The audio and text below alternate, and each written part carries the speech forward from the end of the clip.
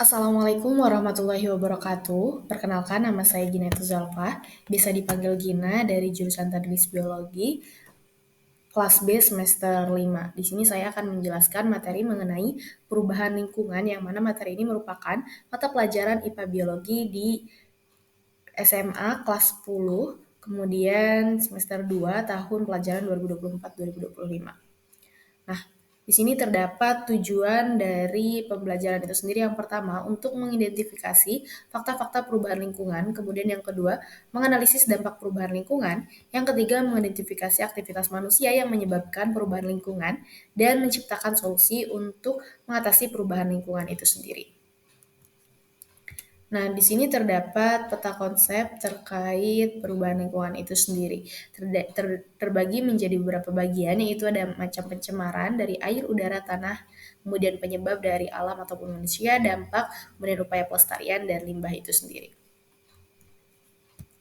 Nah, konsep perubahan lingkungan. Lingkungan hidup sendiri dapat diartikan sebagai lingkungan fisik yang mendukung kehidupan serta proses-proses yang terlibat dalam aliran energi dan siklus materi. Karenanya keseimbangan lingkungan secara alami dapat berlangsung apabila komponen yang terlibat dalam interaksi dapat berperan sesuai kondisi keseimbangan serta berlangsungnya aliran energi dan siklus biogeokimia.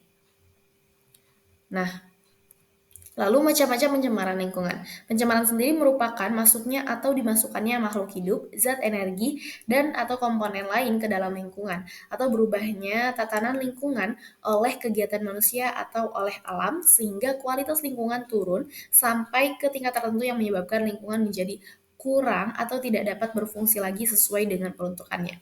Menurunnya kualitas lingkungan terlihat dari melemahnya fungsi atau menjadi kurang dan tidak sesuai lagi dengan kegunaannya, berkurangnya pertumbuhan, serta menurunnya kemampuan dari reproduksivitas lingkungan tersebut. Nah, kemudian pencemaran sendiri ada pencemaran air. Pencemaran air sendiri itu merupakan suatu perubahan keadaan di suatu tempat penampungan air seperti danau, sungai, lautan, dan air tanah akibat masuknya organisme atau zat tertentu yang menyebabkan menurunnya kualitas air tersebut. Bisa disebabkan oleh beberapa hal, yaitu seperti pembuangan limbah industri, lalu pembuangan limbah rumah tangga atau domestik, kemudian penggunaan pupuk atau pestisida yang berlebihan. Dapat lihat di gambar ini itu merupakan pembuangan limbah industri yang sembarangan, yang mana limbah industri tersebut dibuang ke sungai pada gambar bagian atas. Kemudian pada gambar bagian bawah itu merupakan pembuangan limbah domestik yang sembarangan ke sungai, sehingga terjadinya pencemaran di air. Kemudian berikutnya itu ada pencemaran udara. Pencemaran udara sendiri merupakan masuknya atau tercampurnya unsur-unsur berbahaya ke dalam atmosfer yang dapat mengakibatkan terjadinya kerusakan lingkungan, gangguan pada kesehatan manusia secara umum, serta menurunkan kualitas lingkungan. Udara di mana adanya terkandung sejumlah oksigen merupakan komponen esensial bagi kehidupan baik manusia maupun makhluk hidup lainnya. Nah, dapat dilihat pada gambar tersebut itu ada pencemaran udara yang disebabkan oleh limbah atau limbah udara dari industri pabrik. Nah, pencemaran udara sendiri itu terbagi menjadi dua macam, ada pencemaran primer dan ada pencemaran sekunder. Pencemaran primer sendiri itu pencemaran yang ditimbulkan langsung dari sumber pencemaran udara, diantaranya tadi seperti kendaraan bermotor, kemudian aktivitas mesin pembakaran pada pabrik-pabrik, kemudian dari situ tuh menghasilkan sulfur monoksida dan karbon monoksida akibat dari proses pembakaran yang tidak lengkap. Kemudian ada pencemaran sekunder. Pencemaran sekunder sendiri yaitu pencemaran yang terbentuk dari reaksi pencemaran-pencemaran primer, di mana atmosfer, contohnya gabungan sulfur dioksida, sulfur monoksida, dan uap air yang akan menghasilkan asid sulfurik. Nah, tindak balas antara pencemaran primer dengan gas sampai di atmosfer akan menghasilkan peroksida asetil nitrat atau PAN, contoh seperti sulfur dioksida.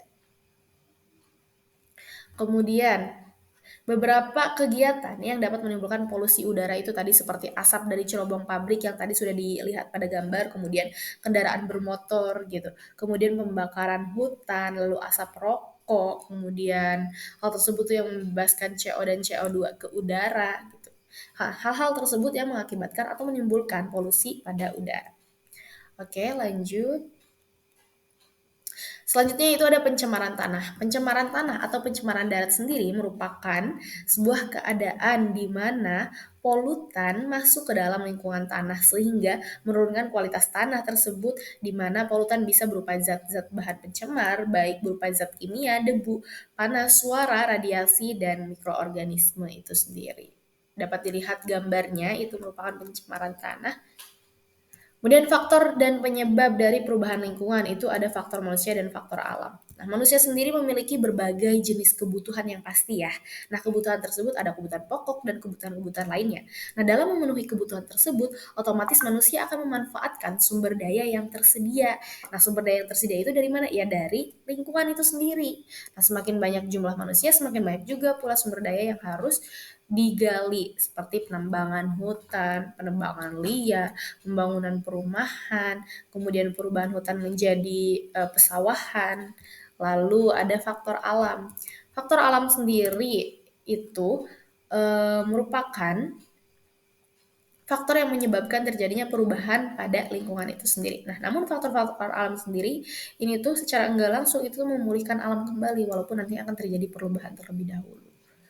Oke, selanjutnya yaitu pada dampak perubahan lingkungan. Perubahan lingkungan dapat memberikan dampak pada lingkungan berupa pencemaran. Perubahan lingkungan juga menimbulkan permasalahan lingkungan seperti menipisnya lapisan ozon, pemanasan global, kemudian hujan asam. Selain itu juga berdampak pada manusia, dapat menimbulkan penyakit baik sementara atau berjangka panjang gitu lah ya. Lalu terdapat upaya pelestarian lingkungan agar tidak terjadinya pencemaran lingkungan yang mana itu dapat menyebabkan perubahan pada lingkungan itu sendiri. Nah, pelestarian lingkungan sendiri dilakukan agar terciptanya keseimbangan antara perkembangan peradaban manusia dengan pemeliharaan lingkungan. Usaha tersebut dilakukan dengan konservasi tentunya, pengelolaan dan daur ulang limbah serta penggunaan bahan kimia berbahaya sesuai dengan dosis yang peruntukannya. Jadi, kita tuh boleh gitu menggunakan bahan kimia tapi tidak berlebihan. Seperti itu. Lalu limbah. Nah, tadi limbah sendiri itu merupakan pencemaran yang termasuk merusak lingkungan adalah limbah. Nah, limbah sendiri merupakan bahan buangan yang dihasilkan dari suatu proses produksi baik industri maupun domestik yang kehadirannya dapat berdampak negatif bagi lingkungan. Berdasarkan sifatnya, limbah sendiri terbagi menjadi beberapa macam, yaitu ada yang dapat terurai dan tidak dapat terurai.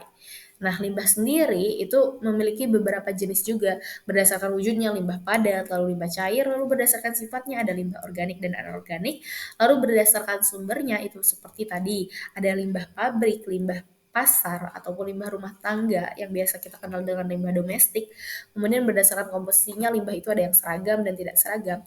Nah, lalu cara penanganannya itu bagaimana?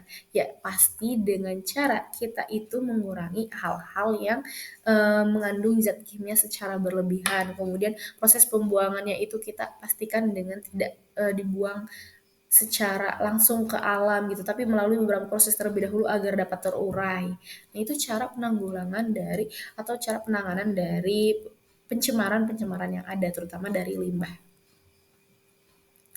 Oke, buku ini diambil dari materi buku Ilmu Pengetahuan Alam SMA kelas 10.